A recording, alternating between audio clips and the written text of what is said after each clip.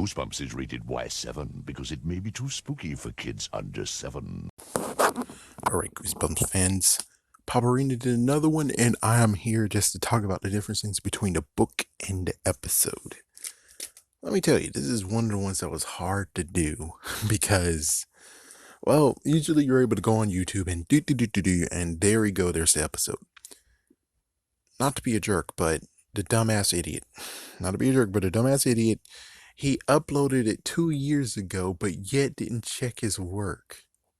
Yeah, I think he actually tried to put 2 episodes together, then another 2 episodes, I guess. And the audio sucks. It's like, yeah, you wonder why you didn't get tore down that much? Because the audio sucks. You can't actually hear what they're saying. And then the source that I have, they had part 1, and then part 2 was actually part 1 again. So you can see why in the world it's hard. So actually, I saw part 1, and I had to watch part 2 because of this idiot, and I had to interpret exactly what happened. So if it's a little bit off, just know it's been a long time for me since I actually saw it originally, like a few years ago, because this guy right here didn't actually check his work when it came to uploading. And most likely he is gone without a trace. So anyways, here's the book version. So the book version, we have Sue and Eddie in London, and they're unaccompanied. And this is actually an educational piece of Terror Tower, the debtor's prison. And well, they're on a tour. The siblings was sent, okay, the kids were sent to the tower by their uncle to be smothered to death. Wow, smothered. So we get talks of Edward and Susanna inspired by history. Eddie actually pickpockets. We get a strange man. The strange man has a black cape on with a black hat, basically a black get-up. The kids got separated from the group. The strange man found them. He got 3 stones in his hand. He started doing chants of and it fails and they escape. Yeah, I think because he actually had to put it on the ground. That's the difference. There's a total difference because book version, they had to put the stones exactly in a decent order on the ground. In the episode, they actually can just put it in their hand and have it in a decent order and have it balanced. Yeah, that's one big difference. So in this one where it failed is because Eddie kicked in and ran for it. Okay, so it failed. They escaped. They had to go into the sewers. They found I don't know what that one was. And then a pack of rats actually saved them. Funny enough, in the episode, it was actually Batman who saved them. Yeah, the Dark Knight sent his Bat Army to save them. So apparently, instead of having a bunch of rats, they had bats that they're able to computer generate. So yeah, you see why there's a difference. And anyways, bats are kind of rats with wings. At least they say that sometimes. So upgrade. And they made it out of the tower. They called a cab. They got a hotel. Apparently their money's ancient. They go to their room. Things aren't as they seem. Their memories are blurry. They eat. The cab driver tries to find them. The strange man returns. Eddie pickpockets the strange man. I think that's what it says. Eddie returns him. Oh, Eddie actually pickpockets him beforehand. So he was able to, even though, wait, didn't you say he just kicked the stones? Well, somehow he was able to pickpocket him after that or something. I don't know. Anyways, yeah, Eddie had to return the items to him. He chants, and they're at the past, 500 years ago. There was a feast. They explore. He eventually found them. She tries to actually flee and pay for refuge, but sadly the freaking woman took the money, then ratted her out, and then got even more money. Or at least in the episode, she even gets extra money for it. So it's like she basically she just made sure she got lots of money, screwed over this kid who's royalty. Frick that. And it's like, yeah, I'm able to get, so she's smart, but on the other hand, damn. Talk about don't trust that woman whatsoever. Burn her house down.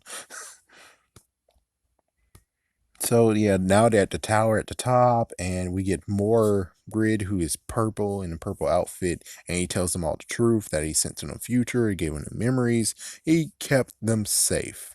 And well, the question is, why in the world did he? Oh wait, sorry, that's already in the video coming up.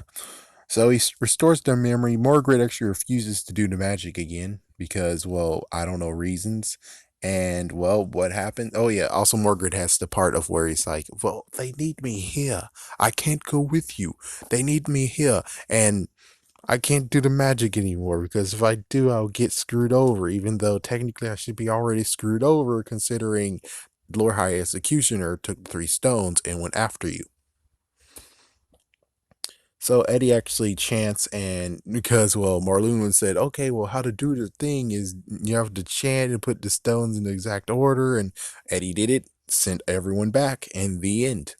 There you go. Everyone is now safe, even though Morgrid actually now has to come to grips with, yeah, because he can't return, because if he returns, then Lord High Executioner will take the 3 stones from him again, and then here we go again with this whole crap. So he has no choice but to stay there and hope for the, well, basically he stays there and keeps the kids safe, but it's at the cost of where he can't protect everyone from, or be a good Samaritan, be a protector of everyone who's in there back in the days, like back in the centuries. So he has to come to grips with that, and I think he's doing just fine because he's not having a mental breakdown or anything. Now here is the episode version.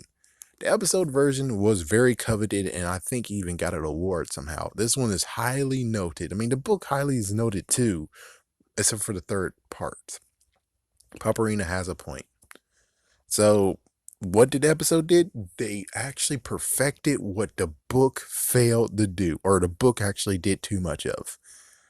So when Paparina was like, "Oh, you guys already talked about Edward and Susanna already," it's easy to figure out that Eddie and Sue is Edward and Susanna. So what did the episode did? They didn't even mention Edward and Susanna at all. Just mentioned that 2 siblings actually were sent to Terror Tower and got killed. That's all they did. That is all they freaking did. It's just that. And they also got rid of Morgrid's idea of, oh, I have to stay in the past because I need to protect everyone and help everyone around because I'm a good Samaritan. And it's like, yeah, they got rid of that crap too. So, anyways, flashback of Terror Tower. Technically, what they were watching was a reenaction on a teleprompter or something that actually just prompts everyone, makes everyone actually tempted to tour Terror Tower, which they did. And beforehand, it looks like they went to lots and lots of museums. So finally, they got to Terror Tower. Eddie actually shows his pickpocketing skills, taking a roll of film from Sue. And well, in this one, Sue actually likes taking photos. Does that actually mean anything? Not really. I mean, it only just adds up to one part of the in the episode. There's all one part. So, anyways, the dad is on business. They don't even say the mom. They just said their dad. They just said their dad. Well, in the book, they mention their parents are in a conference. So the Terror Tower, they looked above and they saw above the friggin' building, which you would figure was just a ghost or some kind of figment, which it turns out that no, it was more the fact of it was phantom memory, if we can call it that. That it was a memory trying to come out, and well, you know.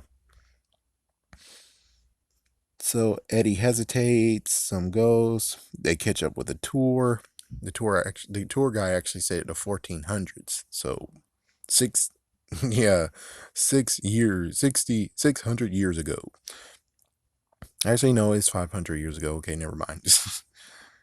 They all are in the tower. The tour guide actually decides to play a trick on the tourists, saying, okay, guys, you're not going anywhere now. We're going to interrogate and torture every single one of you until you tell us exactly why you came here.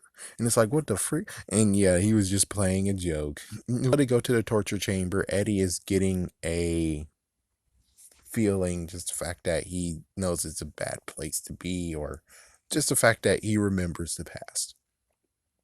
So a picture is now going to be taken, and well, she took too long. Eddie left, and then the executioner mannequin, if we can call it that, for some reason just actually start to try to attack her, and then didn't try to attack her, and then tried to attack her, and tried to slam his freaking axe right inside of her. She dodged, and of course the tour guide's like, "What are you doing? You're not supposed to be touching the exhibit." It's like, that thing tried to attack me, and he's not listening, and just go. So 15th century and blah blah blah. Strange guy standing there. yeah. So the Lord High Executioner decided to actually just pretend like he's a mannequin, or just stand there, not even gonna say anything, making him think he's a part of the exhibit. Which, yeah, that was pretty stupid, but kind of funny too. So they're truly at the top. They see the ghost again, another ghost, so a phantom memory in the cell, and Tour is gone as soon as they go look. The kids are freaked out. The strange guy is now there. He chants and has the stones. Boing, doing, doing, doing, doing. And the kids actually run for it. Yeah, they were able to actually, while he's trying to actually concentrate, they run for it. They got to the dungeon, and they locked the dungeon door. Now here's the interesting part. They locked the dungeon door, right? Then all of a sudden, Lord High Executioner just opens the door. That is most likely a messed up edit. Yeah. I wish they could at least, just show that he's like Magneto or something. It's like, and it's like open the door, or even better, kick open the door. That would have been cool. Yeah, but the whole he opens the door after they lock the door, that's a messed up edit in itself. That's a real messed up edit. So he grabs Eddie. Sue threw an arm at him. Yeah, she threw a fake arm at him. They escape. He pursues. The camera's now on the floor, so no photos of the past. Damn. He got Eddie, and because they were climbing up the ladder, and then all of a sudden, Bats to the rescue. Yes, the Dark Knight saves. They made it outside of the sewer because, well, they were in the sewer.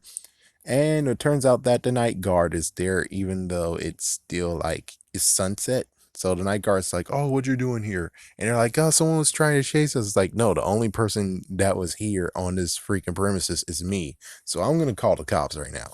It's like, I hope you guys didn't hear that.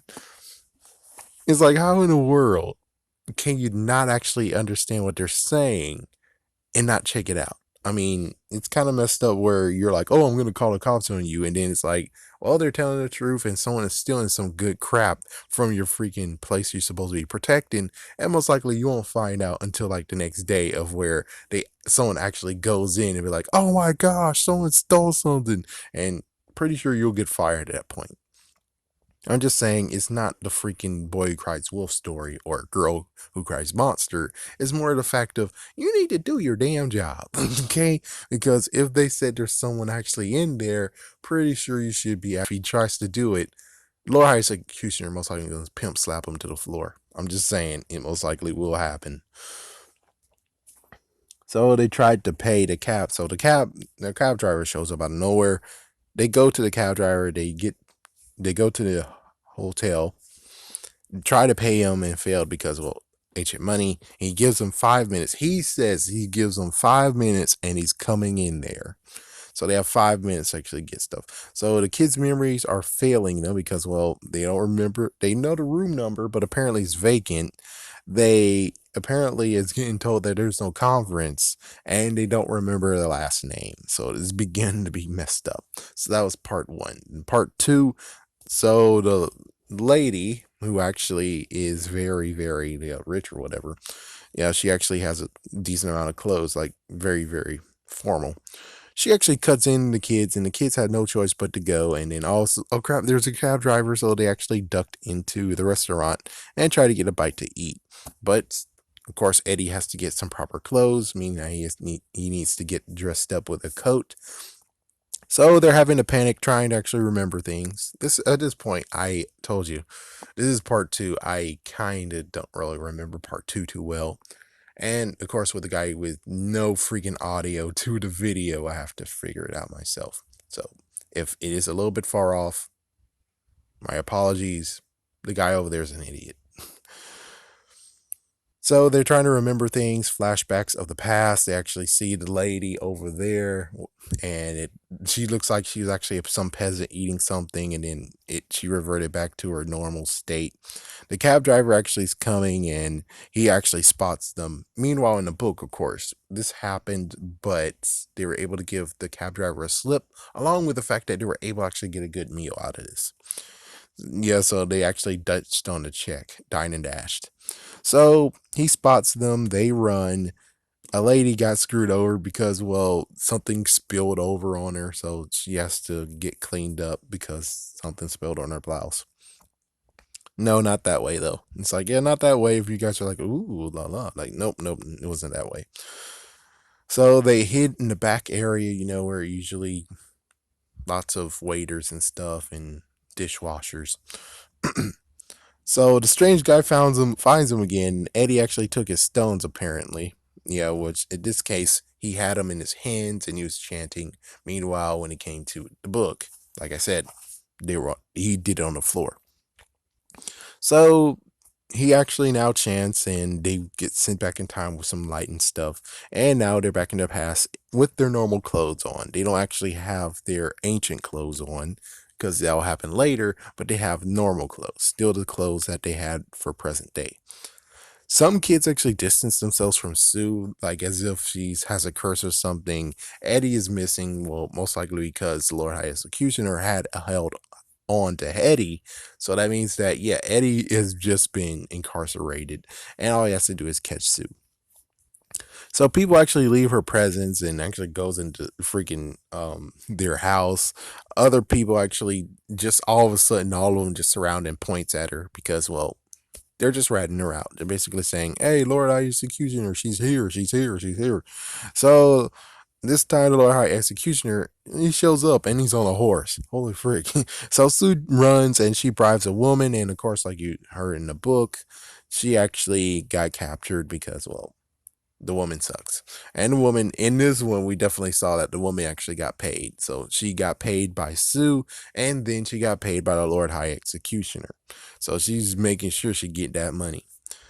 So now they're at the prison. Eddie, of course, is there. Then they go to the tower. Morgrid is there, and he's in prison. Another note is that Morgrid in the book, he wasn't imprisoned at all. He came to visit. While in this version, he definitely was in the cell. He was in the cell with him. So basically, yes, he got incarcerated, unlike previously, where it's like he did do a crime against the king and he wasn't punished. In this episode version, he did a crime against the king and he got punished, and pretty sure he's just in the freaking jail. He's not actually going to get executed, because if he was, then he would be actually truly there with the kids instead of doing what he was doing. So yeah, Margaret is imprisoned. He apologizes. He informs them about everything. Lord Executioner, we see like back and forth for Lord High Executioner and another executioner is getting ready to kill the kids. And then at this point, they realizes that their true identity, and we get to see them in their original clothes, and their accents actually change too. So they're going to meet their doom. Lord Executioner put his mask on. He readies himself. We see all the prisoners because they walk down to where they're going to get killed. And, well, where they're going to get killed, there's a bunch of the prisoners like, so Margaret actually tries to go to the Lord High Executioner and say, "Hey, listen, they're just a bunch of kids. I could just get them out of here and you don't have to kill them." And, well, Lord High Executioner's like, "Frick you," and shoved them back away from him. Yeah, then we have Eddie, who actually goes to Lord Executioner too and does a little scuffle, which technically all he was doing is just pickpocketing his stones. He tosses the stones to Morgrid. Morgrid says the chant. They're all saved. And of course, there's a flash of light. They're all saved. They're now back into the present. But they decided to do one extra twist that was pretty fun. Where it's like they could actually do a spin off, they could actually do another sequel, which that would have been interesting. So how they did this, how they're gonna do it, how they actually leave it open ended for a sequel, which of course, as you can figure, the book did not actually incorporate a sequel. It never. Oh, basically all the books never incorporate a sequel. Yeah, none of them never did. So how did they actually set up a sequel? Oh, pretty easy. So Margaret has two of the three stones. We see he has two of the three stones. So they both wake up at where they were last. And well, then we have Margaret showing up, and Margaret is now going to be their dad. They actually go back to the tour bus and they get on. I don't know. There was an exchange that I don't know. But of course, this time their minds weren't wiped. And they drive off. Meanwhile, there's the Lord High Executioner with one stone. So, as you can see, they can still do the chase is on. Again, they can still do the chase. So, even Squidjib is like, oh yeah, the writers of the TV show sucks. Well, here is another proof right here that the freaking writers of the freaking episodes know what the hell they're doing and actually fixed. Even though this book doesn't even need to be fixed, all they had to it's like the book. Only thing that need to be fixed is just a more grid and also the fact that they're just already hinting about the kids being the royal family. If they got rid of that, like what the episode did, and even included the fact of here's the open ending of where it's like we can do a sequel if we want to, yeah. I mean, plus it's a little bit more of a twist where it's like they are saved, not a dark ending. Episode version, they're not saved. There's the Lord High Executioner still back in the present, and it's like, well, he needs to return back to the past. That's one interesting part of where it's like, what do you even think about that? It's like, yeah, the Lord High Executioner needs to go back to the past, but he wants to do this job and kill the two children, and most likely kill Margaret as well. So that means that he has to travel back to the past, kill all three of them, and continue on his role as Lord High Executioner until death. Meanwhile, if he actually just stays there and being a complete idiot, he will be replaced as Lord High Executioner, and he'll be just wandering the freaking world until he actually captures them. And so I don't know. The time traveling issue here is the fact of he's able to correct his time, but on the other hand, it's like, yeah, but there is another timeline that's happening without him. But anyways, there you go. There's the nice little cover that we needed to do. Have a scary day and have a scary night, folks.